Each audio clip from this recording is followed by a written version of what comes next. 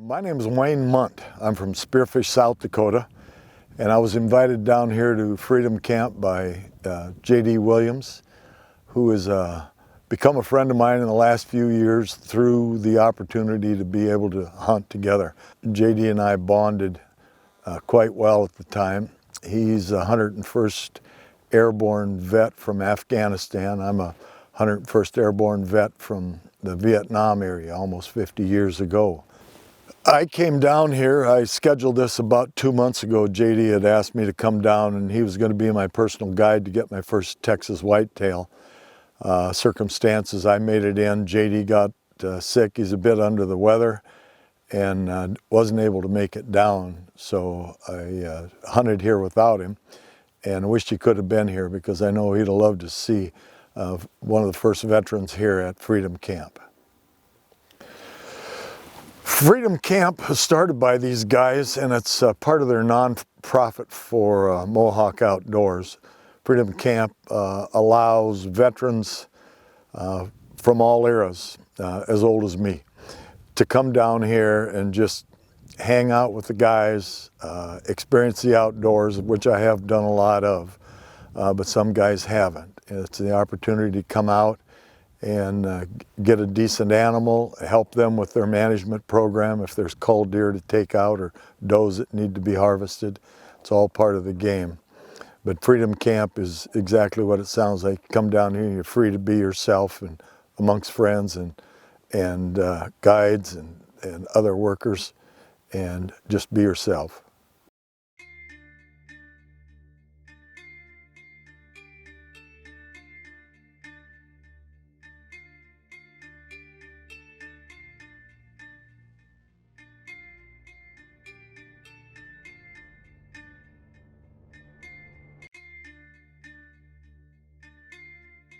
Well, I'm real lucky to be down here with Mohawk Outdoors. JD invited me down, and I'm in South Texas at Zapata, famous old ruler of Mexico.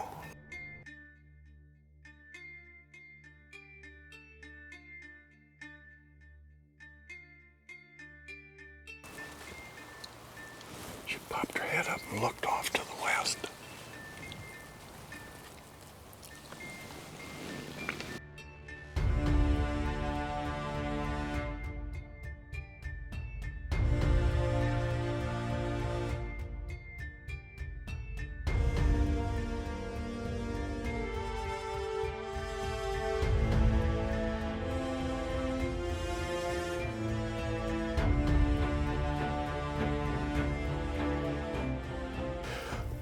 The biggest buck we saw was a 10-point by Texas standard, a 5x5 up home in South Dakota.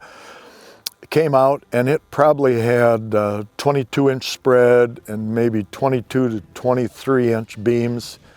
It was a 5-point, just a gorgeous deer, 5x5. There's a new buck right there. 5x5. He's really nice. Look at him, he's all puffed up. There's another one.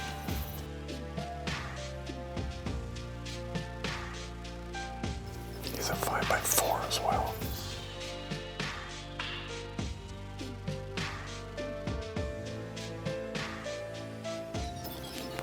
Damn, he's pretty. He's a 5x5. That's the buck I saw this morning.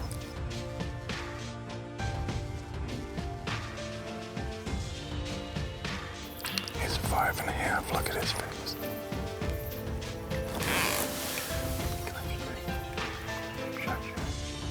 We debated if it was 4.5 or 5.5, and it gave us probably 60 seconds, maybe 75 seconds watching it go by.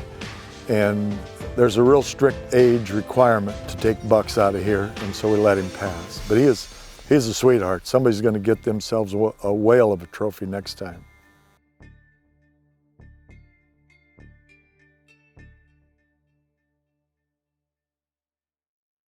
When I was drafted in 1970, it was well after the Vietnam protest movement had started. The war was extremely unpopular. I was not real happy that I was drafted. However, I was going to do what I was called to do, and that was the mentality of the people that were in Vietnam as soldiers. Most of them were draftees. Probably more than half, I would say, were draftees. A lot of enlisted men as well. But the draftees said, well, I'm going to do this. It's my country. They're calling me, and I'm headed over there. I was 26 years old and going to college at Black Hills State University and graduated in January in 1970 and was drafted shortly thereafter. I was married and had a young child at the time. That didn't make any difference to my draft board. I went to Fort Lewis, Washington for basic training and did quite well. They made a combat medic out of me, sent me to San Antonio, Texas, Fort Sam Houston, and then from there I went home for 2 weeks on R&R and was shipped overseas to Vietnam. To be served draft papers saying you are going to come and fight for America. It was something that was expected. Most of the people didn't get drafted, but there were lots of them that did. It was a crazy feeling. It just was like, oh my God. They picked me, of all people. I'm too old, you know. In the service, in the Army, everybody has their own little job, their own little niche. My particular job happened to be a job that I acted when there was an emergency. And through being a combat medic, which I was very proud of and still am very proud of, that you know, you can put Band-Aids on cut fingers and kiss their wounds and slap them on the butt and send them home. You know, treat feet, treat knees, you do all kinds of things. It's not just during combat. You try to keep the soldiers as healthy and as happy as you can with what resources you have. But when the shit hits the fan and somebody goes down, that's when they called that one word, doc. You come forward. We landed in Vietnam at about, I think it was about 3:30 or 4 in the morning, and at Tan Son Nhut Air Base. Got off the plane, and we had no weapons, had nothing, just the clothes on our back basically. We had flown in from Japan, I believe it was. We stopped, we went to Anchorage, Alaska, from the west coast to Anchorage, Alaska, then to Japan, and then on into Tan Son Nhut Air Base. And we got off, and there were some, there's always somebody's got a lot of tales, but there was actual incoming, mortar round incoming around quite a ways away, but we could see the incoming and hear it. And we got off the airplane. There was some sergeant or somebody out there saying, run, get inside. So you go into the deal scared to death. Your guts are all tied in a knot. You don't even have an M16 yet, haven't been issued one. On March 11th, 1971, I was on a fire base called KGO, and I was the reaction medic and the mortar platoon medic that was occupying the hill, and we had grunts going all different directions. We were on the road that led into past Quai Son into the A Shau Valley. And on March 11th, in mid-morning, we started receiving some mortar fire, and then got a hailstorm of rockets and mortars coming in. And the word came out from down by the helipad, medic, the call came, and we were in a bunker made out of a Connex. It was underground and sandbagged, and there were 3 medics in there. And I took off and I went around the edge of the fire base, not knowing where the doc was needed. Went through every bunker, went into every bunker to check them out, let them know that we're probably going to get hit with some ground stuff next. And somewhere between bunker 6 and bunker 7, a rocket round or mortar round landed not too far away from me. It got some shrapnel wounds in the shoulder and arm, and I had a flak jacket on, which was the smartest thing I did before I left the aid station. And the flak jacket, I took some big chunks in that, and it knocked me down, tipped me over, and I knew I wasn't dead because I was aching, and I ran farther, went to another bunker, went through that, and went somewhere between bunker 8 and bunker 9. I got hit with another round, got a piece in my arm. And then there were two guys that were over near the helipad that were down, and 2 other guys near the fence line that were down. And I went out and I got the guys that were obviously alive, brought them back into bunker 9. The other 2 medics had gone in there, and one had been shot or had a big shrapnel wound in his foot. Another one had lost an eye. And my buddy Peaches was the other medic. He didn't get hurt that day either. I went out and got 2 of the guys that were injured, got them back to the bunker, and then I went out and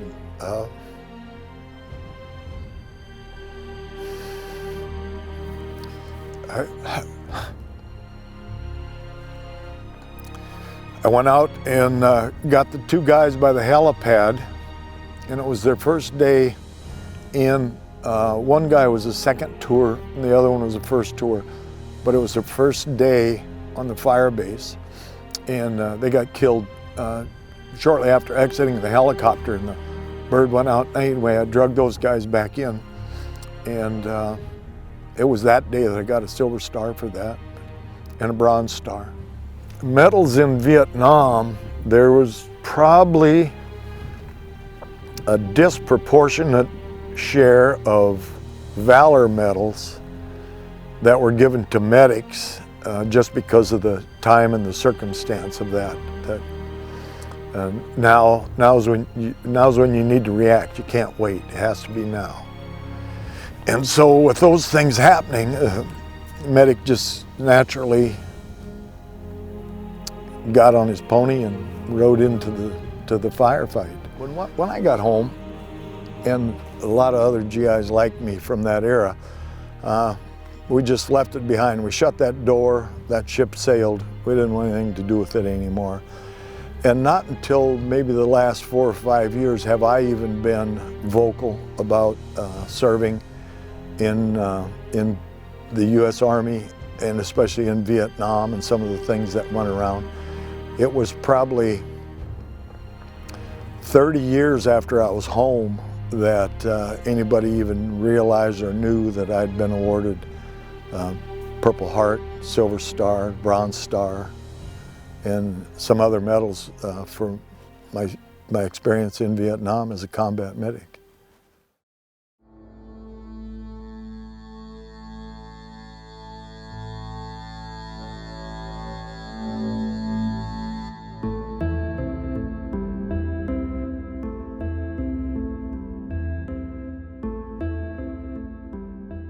This is the 4th day down here in South Texas, and by the time we analyzed that deer last night, lost shooting light. It's a really nice buck. We've got 4 of them out here this morning already.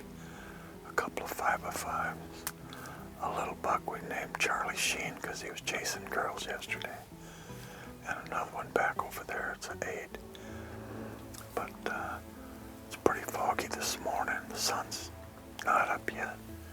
It's fully shooting light. We'll see if we can put the slam on one of them here.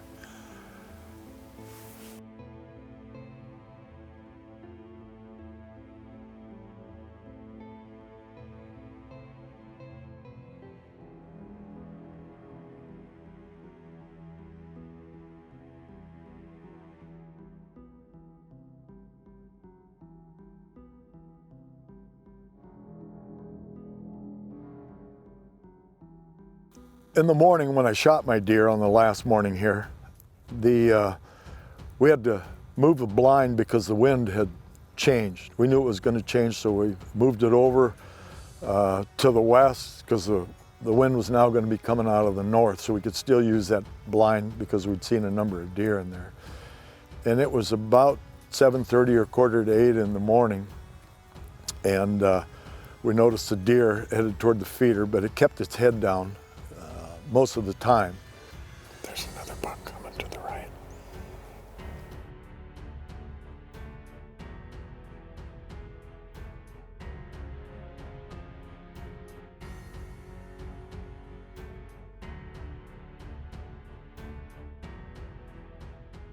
We were watching and watching and watching, and Chase looked up at it, and it raised its head, and he said, "That deer's got some junk on it. Why don't you take it?"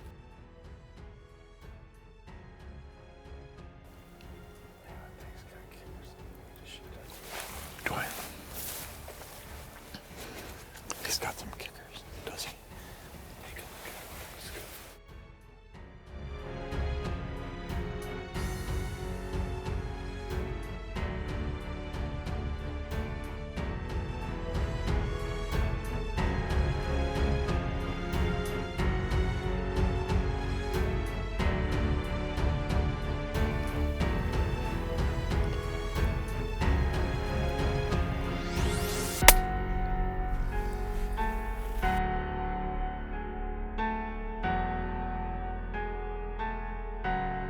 Nailed him.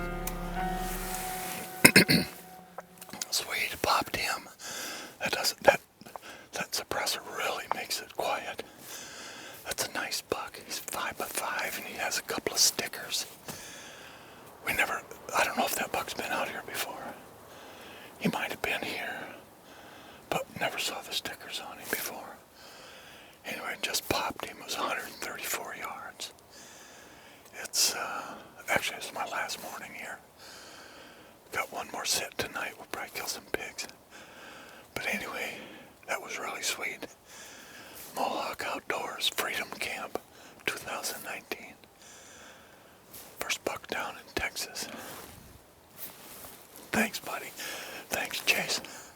I was using Chase's gun, and I said, "Is that the one? Does he have some junk?" Shot it, dropped it right in its track. And it's a typical 5x5, but on its left, it's got 3 brow tines and then a split G3 on the left side. So it ended up being a 13-point buck.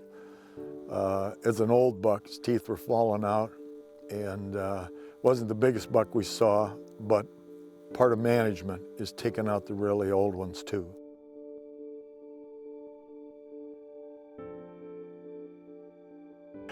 Well, here he is, last morning in Texas, South Texas, and this boy come out, had another pretty nice one that come in, 4-year-old, and he chased him right off.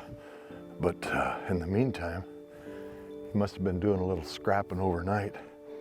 Got a split ear there, but that 6'5" Creedmoor dropped him in his tracks, and gotta say, thanks to Mohawk Outdoors and all the things that they're doing for veterans down here. It's an honor to have served as a medic. It's an honor to have served in the Army.